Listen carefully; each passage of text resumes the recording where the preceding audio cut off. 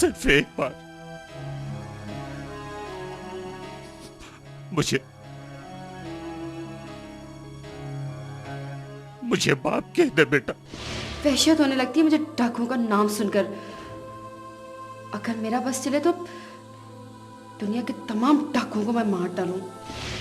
तुम्हें डाकुओं से नफरत थी ना मां? उसी नफरत को दिल में लिए तुम्हारा बेटा जवान हुआ है।